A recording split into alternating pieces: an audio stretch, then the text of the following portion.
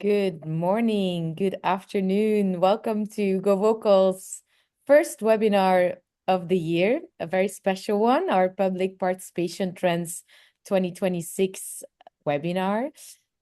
Currently, the world is changing quickly, and we would like today to share some insights from what has changed, how we look at this at Go Vocal, and what will change in the coming year. And we truly hope this will be relevant for you, whether you're a practitioner or a policymaker.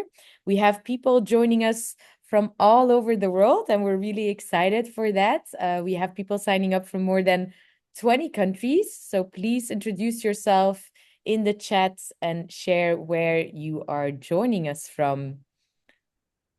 Next, we do realize that English is not the native language for some of you. So that's why we have live translation available in Zoom. If you click on the captions icon, you can select your own language. We will make sure that we talk clearly and slowly so that the live translation captures us very well. Nice to see so many people introducing themselves. So welcome again. My name is Aline. I'm one of the co-founders at Go Vocal, and I'm the head of government success. And I'm joined by our CEO, Wietse. Hello, everyone. Hi, my name is Wietse. I'm one of the co-founders, and I'm the CEO of the organization. If you're not familiar with us yet, just in 20 seconds, so Go Vocal, we help local governments or governments engage their residents in local projects, in decision-making. And I'm really thrilled to see that people from all over the world are joining us from Paraguay and Singapore and so many different time zones from North America, from Europe. And I already want to say that today in today's Trends webinar, we're going to be looking at what is happening globally. And that is really built on our observations, both anecdotal observations, data from working with hundreds of governments worldwide. So you will see, that there's trends from all over the world here. Nice. And we're also really excited to have our board chair, Beth Noveck, here with us. Hi, Beth. It would be really nice if you can introduce yourself and also link how your expertise connects to today's topic. Absolutely. I'm delighted to be here, and I agree. It's fantastic to see people from all over the world here to learn and share and talk about public engagement and the use of technology to advance that. For those who don't know me, I lead the Governance Lab, which has been working for long over a decade on uses of technology in public engagement. Prior to that, I helped to lead public engagement for the Obama administration in the US, and I've done some of the same work for 10 Downing Street in the UK and Angela Merkel in Germany, and the Governance Lab has the pleasure of working with governments around the world on how we incorporate technology to advance more participatory, inclusive, and listening government. And that's the subject of what I write about, research about, and teach about. So I'm really happy to be here to learn from everyone who's here about what you're working on. Exciting. So what will we be discussing today? First, we want to paint the picture of where we are and what the shifts have been in the past years, and then we'll dive into the trends before opening it up to a discussion with Beth and Q&A from the audience. In Zoom, there is a specific Q&A module, so please add your question there, vote on some of the other participants' questions, and we will tackle them at the end. Now on to the shifts that we're observing, Wietse. Yep. So before we're going to look at the trends, we thought it would be best to first look at how has the world changed? If we look at the world of today compared to the world of, let's say, a year ago, that'd be 2 years, 3 years ago, we're living in a different world. And that is also really the goal of today, to give you a sense of what is changing on different fronts, on the social front, on the legal front, politically, economically speaking, but also definitely technology with AI arising and becoming a common practice. So we're going to be first looking at what are those paradigm shifts, and then in a second instance, we're going to look at how does this influence your work, whether you're a civil servant or whether you're a policymaker. Let's first look at a social trend that we're seeing and that has been ongoing for a longer time. This week, as you all know, in Switzerland is the World Economic Forum. And at the start of the week, they published their report on the top global risks that they are seeing across the world. Polarization made it to the third place. And also, if we look at the poll from the New York Times, this was a poll done at the end of last year, we see that overall polarization has really become the top priority internationally. In the US, it's been voted as the second biggest concern.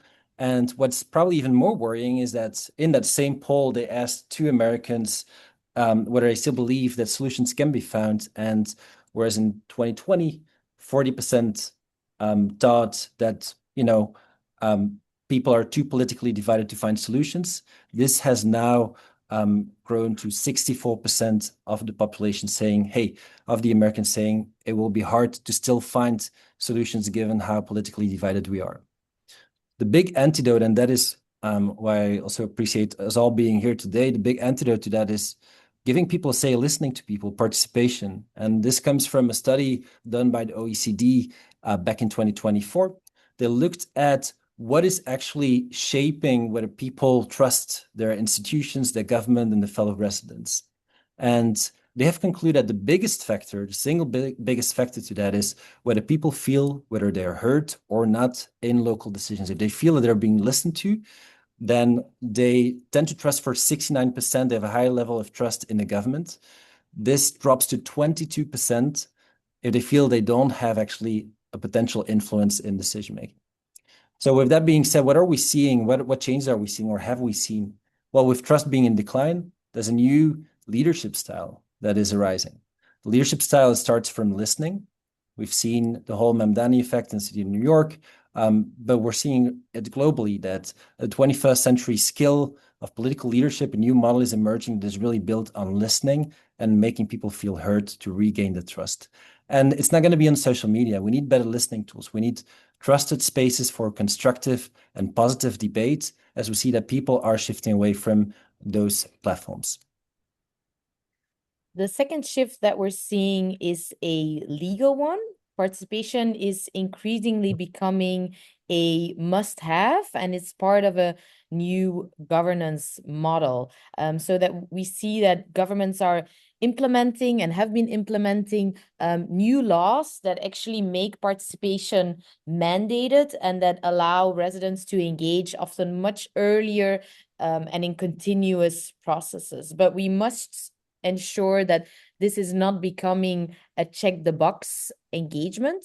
Our own data is showing this. And in particular, if we look at the Netherlands, the Omgevingswet, or in English, the Spatial Planning Act that was implemented in 2024, gave a big boost in the number of engagement projects we are running. So you can see that on the right-hand side. But we see that it doesn't necessarily correlate to more participants. So that's something to really, closely monitor. But we do see that this is a very positive shift because institutionalizing participation will eventually be the biggest accelerator for that new governance model. Third trend, digital democracy is becoming increasingly treated as critical infrastructure. And the best proof of that is the Democracy Shield that got published by the European Commission at the end of last year, at the end of 2025, which is really centered around saving democracy and considering civic technology a key pillar contributing to democracies. So they had three pillars. The third pillar in this EU Democracy Shield is all focused on civic technology for building more societal resilience and citizen engagement, looking for innovations in online participation platforms. And with that, with the consideration of participation platforms becoming part of a critical democratic infrastructure, we have witnessed, or we have seen also in our data, that globally we see a rise in security standards. Think of single sign-ons. We see that more and more of the governments we're working with are enabling this. So changes implications here are that as those tools become part of the democratic infrastructure, the standards in terms of security, in terms of data integrity, auditability are increasing. Those tools are not kind of small, or those platforms are not small tools on the side, they are really critical, and that poses also democratic risk. So failure is not an option. The integrity of voting results of that activity is really key. And as part of course, the geopolitical tensions, something that we're also hearing, especially in the last months, are concerns around sovereignty around data being hosted locally, even processing of data to be avoided elsewhere. And we're seeing, especially as the transatlantic relations are under pressure, that there's really more scrutiny going to this from Canada, from Europe, and so on. The fourth shift is an economic one. We really started seeing in working with governments that ROI, return on investment, started to matter more in an area of shrinking budgets. And here, next slide, please, there's a couple of headlines that actually show that proof that austerity is rising from the UK, in the Netherlands, in Belgium. And our data also shows this shift to more efficiency. We see that by accelerating the digital participation, the cost, for example, per engaged resident goes down. So that's a good kind of shift that we're seeing. But we need to make sure that, next slide, please. We need to make sure that that governments start processes that reduce, standardize, and delivery at scale. So for that, we need expectations for better reporting. And last shift we're seeing is finally getting AI getting to broad adoption in government. From our own data, we are using AI extensively in the backend of our system for data analysis and for reporting. And we're seeing over 1,200 users of our AI sense making for reporting on a monthly basis. This has been growing at about like 12% month over month. So we see that it becomes more common practice. And that has a couple of implications. First of all, government deals, and particularly participation, deals with a lot of textual data.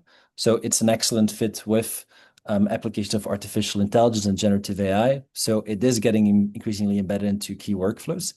But something that we have observed and are particularly excited about is that AI can also be used for more inclusive engagement. New technologies for speech to text help you to connect your offline activities, your town hall meetings or in-person workshops, bring them online or get it into one single place. And the same for technologies like OCR, optical character recognition, where paper forms or handwritten contributions can be scanned in and added into one single data hub. So I think those are really exciting evolutions when it comes to inclusive engagement. That AI, the AI and the outputs, they need to be designed in a particular way. They need to be explainable, they need to be auditable, traceable. So it's important. There's always a human in the loop, and it can be checked how actually the outputs of the AI, where they come from, and that it can be explained. So we hope that painted the picture well of where we are at the beginning of 2026. Now we're very proud to present the 5 trends that we have curated for you today. Wietse will introduce them, and then I will introduce what this will actually change for your work in government. So the first one is centered around deliberation. And it's around the idea that deliberation will increasingly go online digitally, whereas in the past, assemblies have been the main body for deliberation. And we believe this might stop being the one and only default solution to that. And the main reason for that is, while assemblies have great merits and have contributed a lot in the deliberative space, there are still concerns around legitimacy and large-scale participation, which potentially technology could solve. Because indeed, citizen assemblies, they are hard to scale. They are expensive to set up, and especially for smaller governments, you might not always have the means to do that, and especially not on a continuous basis. You might do it episodically, but it's hard to do it on an ongoing basis. At the same time, we see that digital platforms are evolving and are innovating in this space. There's more and more attention going to online deliberation for group decision-making. And we don't think that we're going to be there yet in 2026 to say, hey, there's going to be a full pendulum swing to online only. but the magic is going to sit in having online digital platforms as the foundation and layering on top of that offline formats to deepen understanding, to deepen empathy, and to come to the best solutions. So combining those mini publics and maxi publics will be of the essence.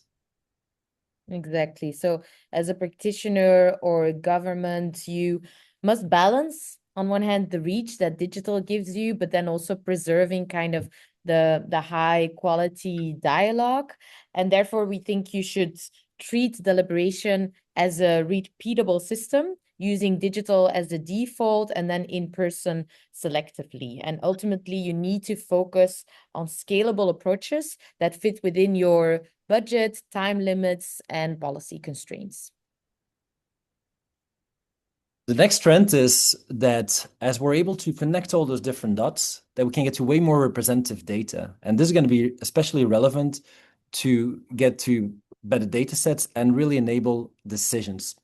So in this second trend, we're focused on how do we combine different channels, bring them together in one place to have like a representative and legitimate data set. And representativeness is something that is measurable. It is increasingly weighted against census data to understand who is actually participating. When we slice the data by age groups or by where people live and so on, you come to an understanding of where are we actually missing voices, where are the stakeholder gaps. And digital only might not offer you the full picture or the representative picture, but at least then you have the pointers to know here are the gaps. And that's where we can complement with offline, where we can go into the streets, go canvassing, and go collect additional inputs. And what's also exciting about this evolution of getting those channels more integrated is that for the resident, it also changes the experience. Some people, they will prefer to participate in a more traditional way, and that's totally fine. You engage people where they are. In the end, all those different tools and channels, as they get integrated, they should connect into one single place that as a government, you look at one data set and one comprehensive overview of what residents have to say. Exactly. So you are really eventually responsible for treating participation data with the same rigor as other public data sets because it becomes more important. And when you centralize all of that online and offline input, you're able to measure the representativeness across the board. But it's really always important when you use data to communicate the strengths and gaps, especially when you're advising your leadership. Now let's talk about AI and how AI has been already used in government and specifically in participation and where it might be headed next. So AI has been mainly used in the backend. It's been used mainly for summaries of surveys so that you don't have to sift through all those Excel spreadsheets anymore and you get to like a nice little summary of what's been said, seeing the different clusters. That's what it does really well. And that was also the sense making that I was alluding to earlier. But as we connect some dots here, the first trend of deliberation and really getting to a better dialogue on the front end, we might be seeing more use cases of AI on the front end as well, especially for larger cities or for engagement and then consultation at a larger scale. Often you get huge volumes, hundreds, if not thousands or 10,000s of inputs, and then it becomes very hard to navigate those conversations. So you need a way to actually facilitate conversation, to summarize conversations for people to be able to navigate really what's been said. And that's where AI can help. AI can also help to improve the quality of the inputs by reducing duplicates, by pointing to similar clusters of inputs. So we expect to see more and more of those use cases. It's also something we are embedded in the GoVocal platform. But beyond that, it's also a matter of how do you actually go from all those individual inputs to group decision making? And that's what obviously in deliberative bodies typically happens. And a first step is to surface actually where is agreement and disagreement. And then from there to be able to find ways to find bridging solutions and to identify common ground so that online it's not just a collection of individual inputs, but you can actually drive group decisions. And we expect that this is going to be increasingly adopted and increasingly embedded into participation platforms over the next years, so that this also becomes more available as a practice to smaller governments who, again, might not have the means to run an assembly, but would have the means to do this in an online way, and also for them to be able then to consult on more contentious issues. So if you will be doing participation in 2026, you will be using AI to scale this faster, but you also really must ensure it does not undermine public trust and legitimacy. And therefore, you need to treat AI as core infrastructure with very clear principles of what it can and cannot do. So as Wietse already said, you will be really responsible for using AI always with human oversight. So never just copy pasting of what it says, but always interpreting it before you take it along in your decision making. The fourth trend is focused on participation as a system. It's about how do we institutionalize participation and ensure that it not just becomes a one-off. I think this is something we've seen over the years that has really matured as governments have built a much stronger culture of participation. But as a more decentralized use of participation tools, it also becomes more important to coordinate across different teams, across different departments. And that's what this trend is really about. It's about how do teams work together with a common workflow. So more focus really on the workflow. It's something that we've seen in the last year that has been attention going to how do you actually set approval flows? How do you set up separate spaces, workspaces for different departments?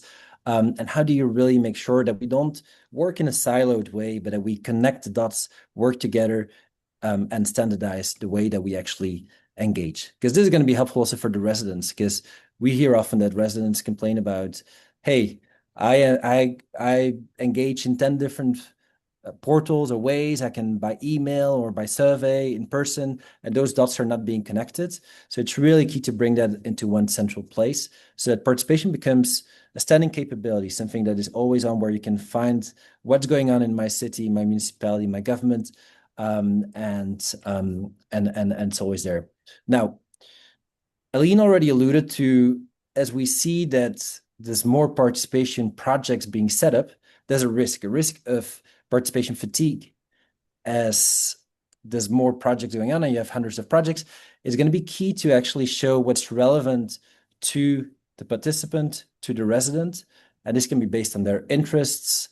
This can be based on where they live, but make it relevant and show actually what is probably going to be engaging for the participant. Exactly. So as a participation professional, we think you'll be shifting your work from running participation projects to running more of this engagement infrastructure, maintaining kind of this long-term infrastructure where it's really important to balance the standardization with very locally relevant and personalized outreach to avoid that fatigue, but also to avoid being too generic and ultimately ensuring continuity across policy cycles. I'm glad to read in the chat that this one seems to resonate. Now, the last one, participation is not just about giving people and your residents a say, it's about giving them an influence and tying it to actual decisions, tying it to policy. And we believe that there's still tons of opportunity to do this better. In the first place, there's no such thing as the resident, the citizen, there are different views. Being able to actually see the diversity of opinions and preferences is very helpful to be able to better inform your decisions. So what are the minority views in your community? With the latest tools and with the latest analysis and reporting tools, you should be able to get actually that understanding by cross-tabulating your demographics with the preferences and seeing how views might differ across different demographic groups. And this will be particularly helpful for political leadership. So Aline also said at the start, reporting. We see that is increasingly important in especially times of austerity, ROI thinking. But that is one way to look at it. It's also helpful just to inform policy choices, explain better trade-offs. We see more and more governments engaging on, for instance, also budget cuts to, like to combine those two things, get residents, constituents in the mindset of, hey, there are different options, but there are trade-offs to face here. And that is very helpful to get to that legitimacy and to explain why certain choices or certain decisions are being made. Combine this with the representativeness that we were talking about earlier, and as a political leader, you have really a strong basis to gain the trust from your residents as you make decisions and as you explain decisions. And I think that's something that we as government success managers at GoVocal mention in every start of a partnership. In the first call, we tell governments, like, you must start with the decision. What can the public still influence before actually inviting them? Because it's really, really important to manage expectations from the beginning of your participation process and really think through the design very well, because ultimately you are responsible for closing the loop every time throughout the process, and definitely also at the end, and to transparently explain what people's input has actually changed in the final decision. And then, so we had our 5 shifts, we had our 5 trends, but we see one more thing. So there's one more trend that we want to point out, and something that we're seeing and I've been reflecting on. So far, there have been often participation platforms, and they have been shaped in sort of a one size fits all. Yes, with more configurations, but they have developed in one direction. And we believe that there's an opportunity really to think about what are the needs of a small town versus like a larger city. They're very different. Small towns, for them, the challenge is they have capacity issues. They don't have, a team of 5 full-times working on topic of participation, often combining it with many other things. So the ease of use is really critical. And we have been reflecting on, as participation platforms mature, it's not about just getting more features out, but it's really making it, how do you make sure that it's easy to use, that it's ready to use? And also there's potential for AI to help with that, to embed best practices, get some of those projects already set up, rather than having to start from a blank slate. Whereas, on the other hand, larger cities, they come with very different requests and needs. They need more enterprise-ready platforms. That is connected to the trend number 4, workflows that are frictionless, solutions that are integrated, so you create one central system of records. And then if we're looking more longer term, something exciting, and that was also coming back in the EU Democracy Shield, there was a reference to operability of different platforms at different levels. Today, as a resident or as a constituent, there might be a platform in my local town, in my region, whether that's a province, a state, or a county, and then at the national level, and perhaps even an international level, an EU level.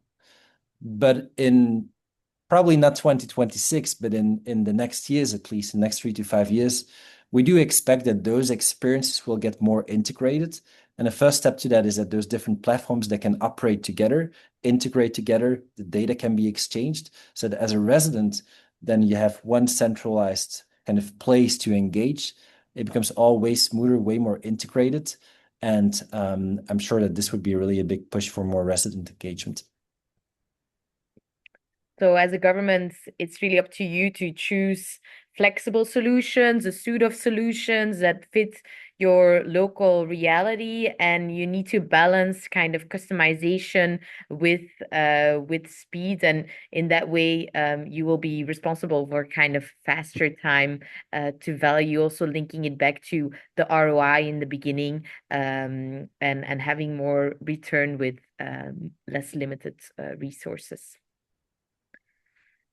So that was the kind of theoretical part of the webinar, our insights at GoVocal. Now we want to open it to more interaction, lots of trends and shifts to digest. But first, we would like to ask you all, the participants, a question, reflecting on these 6 trends. Which trends matter most for you, and would you like us to discuss further? So normally you should be able to see a poll. We'll give people some time to answer it. You can pick multiple trends.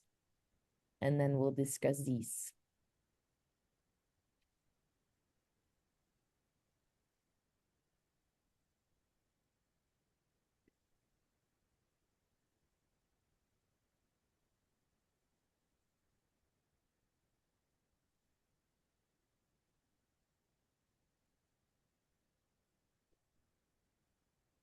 Great. I see that we're at about almost there. Thank you for your engagement. Let's give it another 10 seconds. Yes.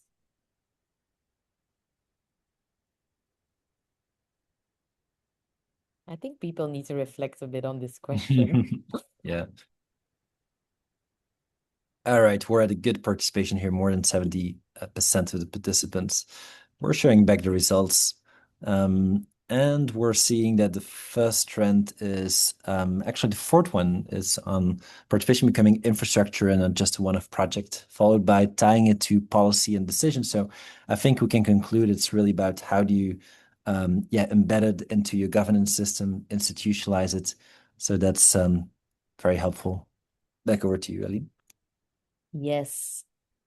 So let's move to our discussion with Beth. Beth, it would be really nice to have your first reaction to the trends overall, but also to the number one voted trend number 4, participation becoming public infrastructure, and also to maybe another trend that is exciting you a lot. Thank you so much. And I really just want to compliment you on distilling so much of what's happening in the world so concisely and I think so accurately. It helps the fact that you're working across 500 different communities, really gives you a unique vantage point into understanding. And I think excitedly, and we all need something hopeful in the world at the moment, seeing how participation is accelerating and taking off, as you pointed out. And I think as is reflected by the top voted trend of participation becoming infrastructure, I think the recognition, and let me say the top trend, I'm not sure we can even call it a trend anymore. It is now a reality that is AI, is really fundamentally changing how we think about participation instead of being something that is an experiment or a pilot or a one-off nice to have. I think the recognition that we are having that AI is making it possible for participation to become something that we regularly do.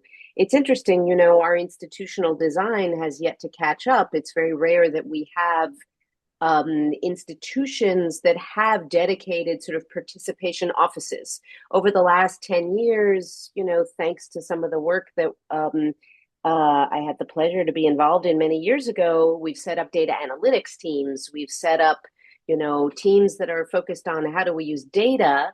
But I think for plenty of people working in engagement, we see it as the adjunct to communications or the adjunct to some other office.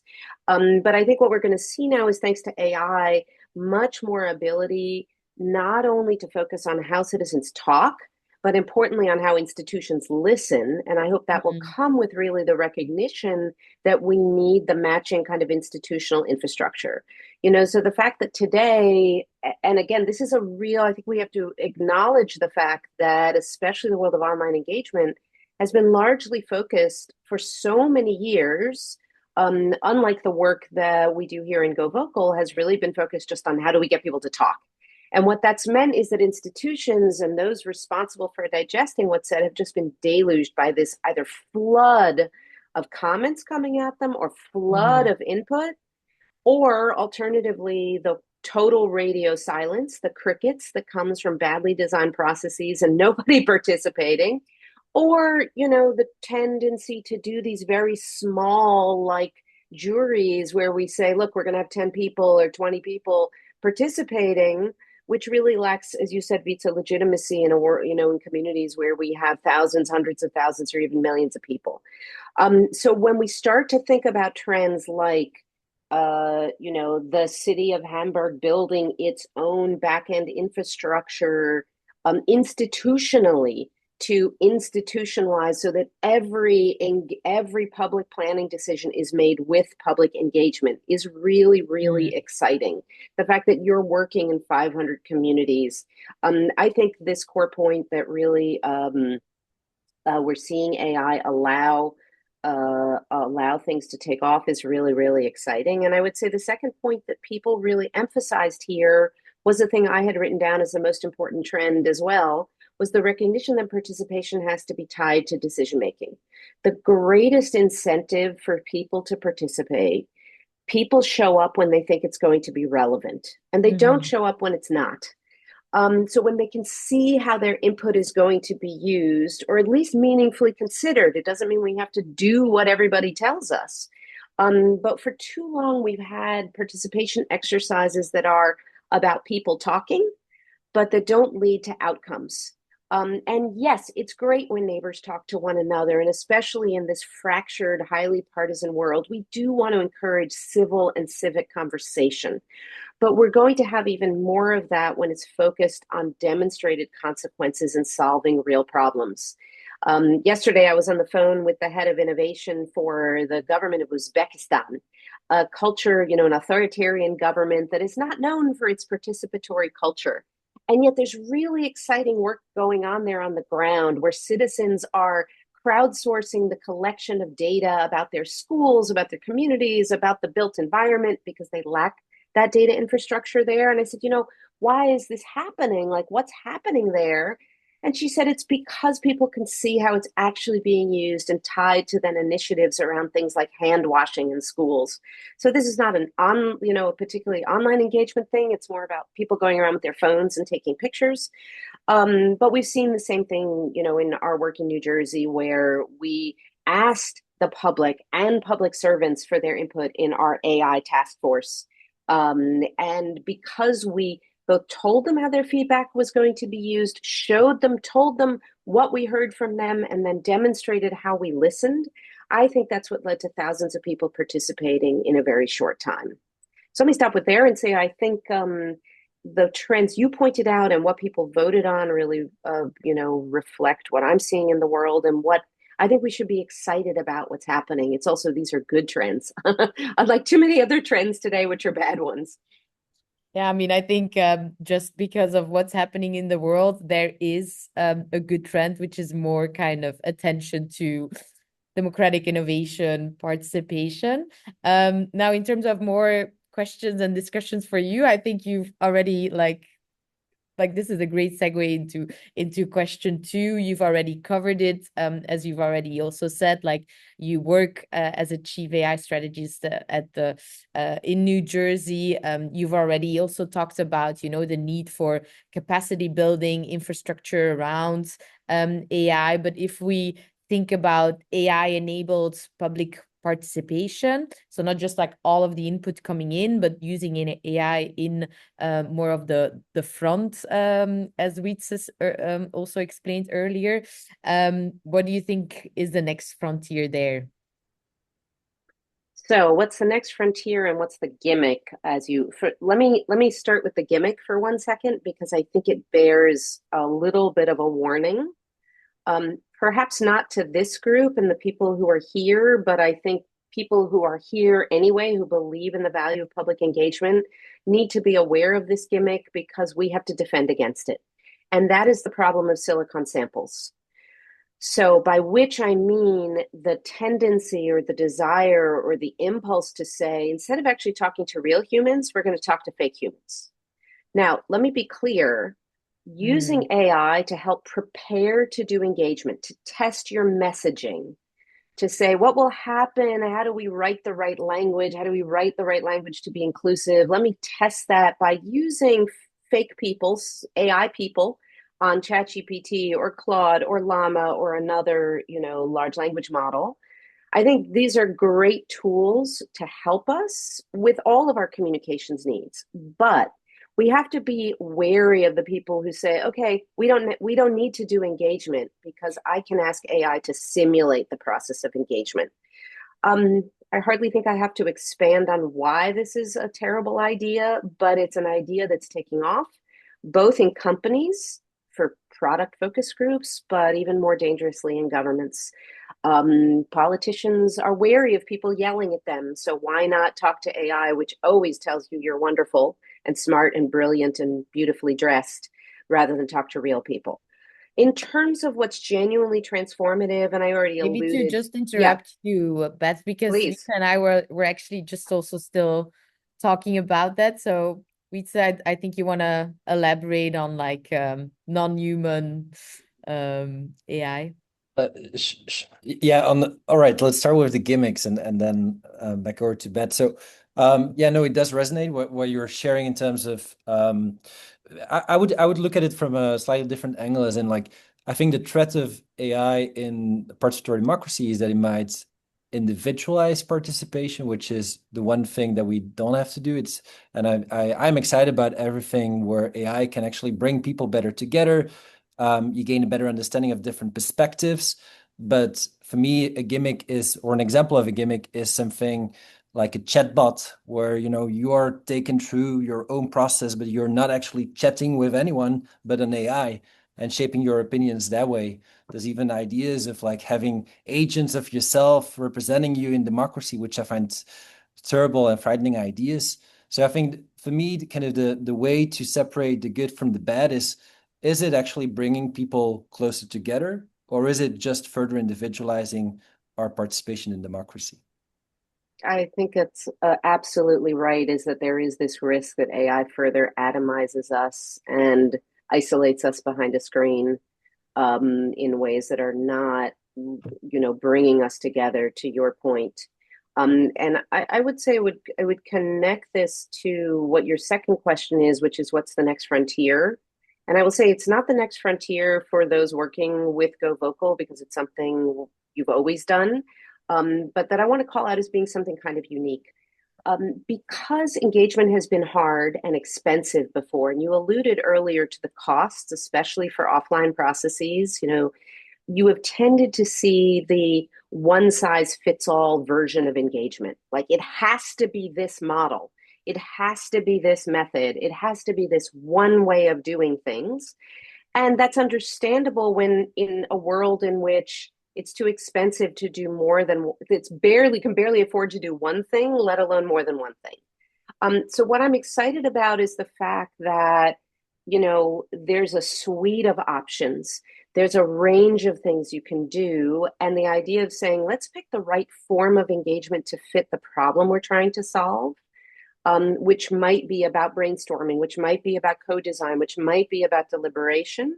So we have tools that allow us to do all of these things. And frankly, sometimes we need to do all of these things because if you want to bring people together, you need to be asking about the problem and about the solution and how we're going to implement it. You don't want to do one of those things. So I think more diversity of methods. And to your point, that means that not everything has to be a citizen assembly. Not everything has to be a town hall, or not everything has to be a screwdriver or a hammer when I need both a screwdriver and a hammer to fix what's wrong in our society.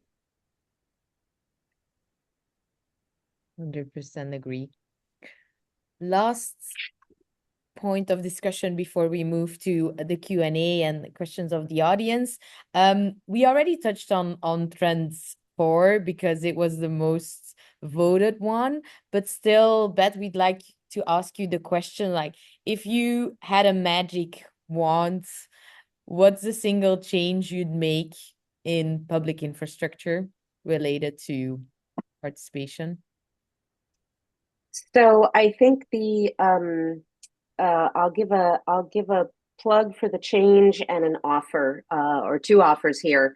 One is again this. I'll come back to what we said before, which is really not something that's anything to do with technology or AI or anything that's new.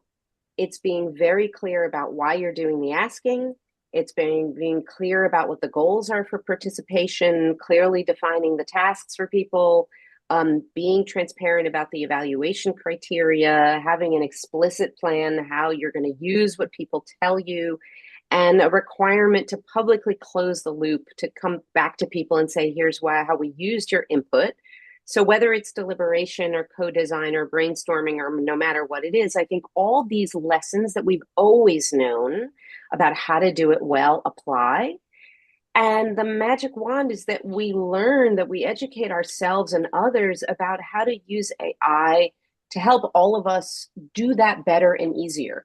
So it was Mm-hmm. hard to do those things before, identify what the goals are for why we're doing this and articulate those clearly and simply. Well, I can use AI as a brainstorming and drafting partner to help me do that, to articulate the task, etc. So I'll close out just with an offer on this front, and a couple of links here. One is we write a lot about these topics here, which I'll put in the chat, which hopefully went to everybody. Nice. Nope, that went only to, I Oh, think, yeah. let me send this to everybody. And then the second thing is that through the work that we do providing free training to public servants and public sector, part of my remarks are based on 14 workshops we just did, including one with you, Eileen, recently, and some of the Go Vocal partners, learning about what is working in the field, how people are using AI. And this spring, we should have by later this spring a course ready that will be freely distributing, sharing some of those lessons learned about how people are institutionalizing engagement and what's working. So I invite people to sign up there, and we'll share that also through other channels. But the magic wand is really just to go back to basics of what we've always known, which is people have great wisdom and expertise to share, and AI is just making it easier. If we do the asking and we're transparent about why we're asking and how we're going to use it, AI is making it easier for us to go out and tap that wisdom, collective expertise, and know-how that people have, not just once, but more often. Thank you. Thank you, Beth. Before, I mean, now we're getting to the last piece of this webinar, which is your questions. Thank you for adding them to the module. It's a question that I want to pick out for you about culture of engagement. Someone's alluding to that one. Yeah, I think there was something about somebody making a remark about, like in the end, it's all about the people, and that it was a very good. I have to scroll up to get back to it, but I think it was a good remark because we've been talking about AI, we've been talking about changes in terms of how to combine data, but I want to elaborate just a little bit on really the key to institutionalizing participation. It's all about the people, about the change management, and the way to think of like how those tools and platforms can be helpful is they are Trojan horse. They can help you define a new workflow, a new way of working together.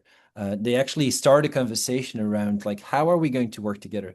But in the end, it's about people. And as we think about like how do you nurture such a successful culture of engagement and participation, we think of three different pillars. The first one is like you need a strong support and strong ambition from leadership and from decision makers. And that is not a one-way street. It's not something, a mandate that you're getting. And we've talked about this, it's also about nurturing that with insights, with reporting, letting them know what is happening or in your consultation activities. And secondly, it's about organizational structure and processes. How do you work together? What are the agreements when the different team or department wants to set up a new project? What is the flow? Where is the intake happening? And where is it then going? How is the approval process looking like? How do you close the loop? Those are all things that might be different from one organization to another, but you need to agree on how things are done, who's taking ownership, and how do you work together? And then lastly, it's about skills and resources. And that's why I think I definitely recommend you to check out the resources that Beth has shared in the chat. There are new skills needed for this, to work with AI, to work with digital participation. So it's important to do that capacity building. And as we see like participation sitting in different teams and departments, it's not just about one or two experts in government. It's a skill that is broadly needed. So it's very much about capacity building. So that's what And maybe to build on that capacity building, because there's also a question from Steve there. Any thoughts on how to capture that learning and educate civil servants? I mean, Beth, you have the courses that you are giving, but Any thoughts on how we can really also scale that further? I'll be brief just to say that the course that we're making will be 1 hour. So it'll take the lessons from those 14 workshops and lots of other resources and put that into something that is 1 hour long, along with a coaching tool that we're building to go along with it to help answer questions based on the literature on what works. So we recognize people are busy; they don't have time to sit through, they're not going to do a PhD. I mean, maybe you're going to do a PhD in citizen engagement. That's worth doing, but on the job, we need resources that are quick and easy. So that's why we're trying to create things that are scalable and that point to other things for people about the basics of how to. We all know the why, but the how to. And then the last thing is that adopting platforms, whether it's Go Vocal or something else, that really has a lot of those lessons learned kind of baked in about what are the best practices and that support for how to do it. That's part of the idea of how to accelerate that. And if I may add, Aline, super quickly Yeah. on our side, like I Go Vocal, I think it's also very much about creating those communities of practice and networks. On our side, we're running every month community sessions in which people from different regions are actually exchanging on specific challenges each month. So I think it's very much important that we don't reinvent the wheel, that we think of what are good templates out there so that we can share knowledge and best practices, and that we really democratize more of those best practices. And that's where I'm also excited about AI potentially helping with that. I want to move to some questions on deliberation. There's some people asking for examples, good examples of how kind of synchronous and asynchronous deliberation have scaled on important local policy issues, or where they have actually reduced polarization. Any of you that wants to share examples there? Beth, do you want to go first? I was busy typing an answer to Johannes, so you go first while I finish typing this answer. No. I was about to also pick that question, but go ahead. Go Okay. I ahead. am happy to answer it out loud and the other. So reducing polarization, I think it's the same answer. I'll give the same answer to both questions. So reducing polarization, and then Johannes asks a question about essentially too much talk and not enough action. There's a prevailing mood that things finally need to be done and implemented rather than constantly participating. And I think it's the same thing. My fear is that when we have too much emphasis on pure deliberation in the sense of people talking, it becomes about ideology. I disagree with your position on X, Y, and Z. When we have engagement that's focused on solving problems, how do we take out the trash? How do we, fix this problem or that problem? It's action oriented, it's outcome based, and ideology then tends to fall away and becomes much less relevant when we're getting around a table to say, how do we take out the trash? And so I think that we have done ourselves a disservice with too many exercises that are about talking without outcomes.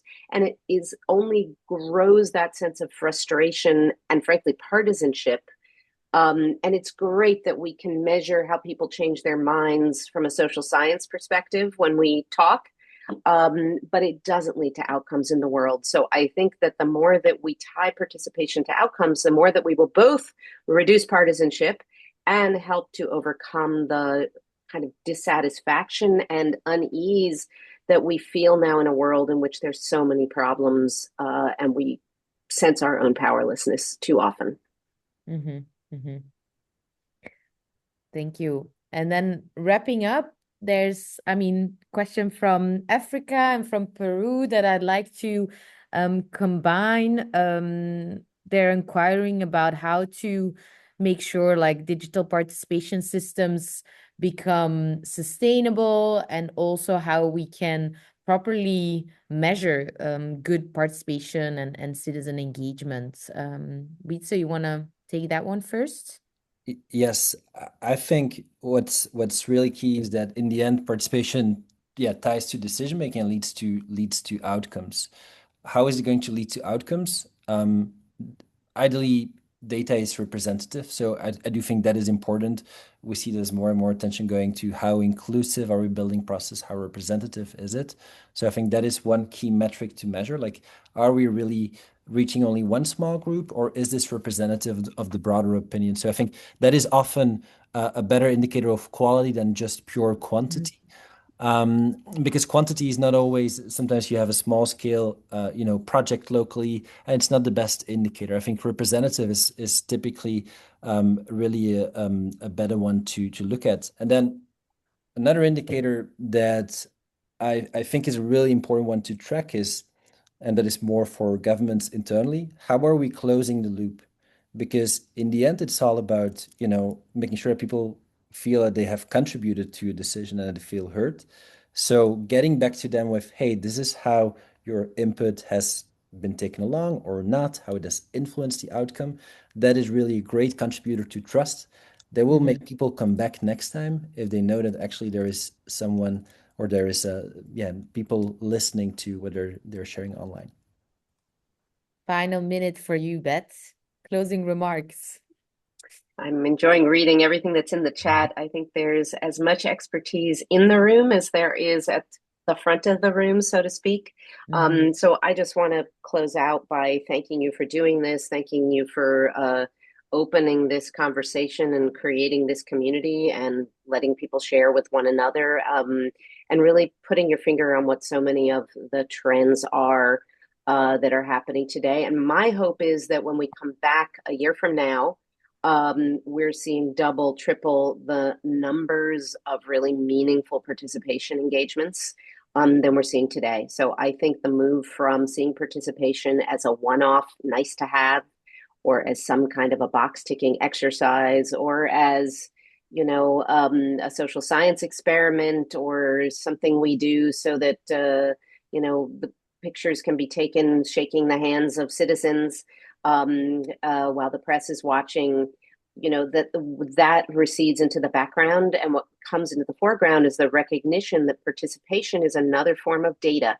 And in the same way that over the last 10 years, we've recognized we cannot make effective evidence-based decisions without collecting data from sensors, we can't make effective, legitimate decisions without collecting data from people and tapping their intelligence and expertise. So let's see if we have double the number next year. Yeah, on that note, let's make 2026 count. And I think we have a good group here to work on impactful participation in this year. And indeed, let's evaluate early 2027. Thank you so much, everyone, for your time, for being here. We will send you the full report next week, including the recording, and enjoy the rest of your day.